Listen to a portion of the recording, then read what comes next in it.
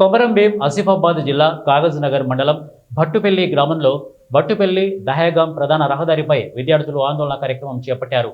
JD చేనులో ఉన్న పాఠశాలకు వెళ్లే దారి ప్రమాదకరంగా ఉందని, వర్షాకాలం వాన నీటి వల్ల స్కూలుకు వెళ్లే దారి అంతా బురదమయంగా ఉంటుందని, వెంటనే అధికారులు స్పందించి స్కూలుకు వెళ్లే దారి ఇక వేయాలంటూ విద్యార్థులు రోడ్డు మీద ధర్నా చేపట్టినటువంటి అంశం మనకు కనపడుతోంది.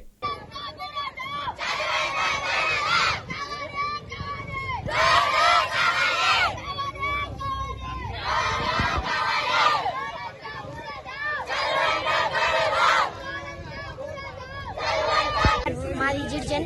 మాకు వానాకాలం రోజు ఇక్కడ నుంచి రావాలంటే చాలా బురద ఉన్నది. ప్రతి వానాకాలం మీదే పక్క పొంటి నాలి ఉంది, 10 ఫీట్స్ ఉన్నది. అలా పడితే జారి బతికే ఛాన్సెస్ లేవు నాకు రోజు.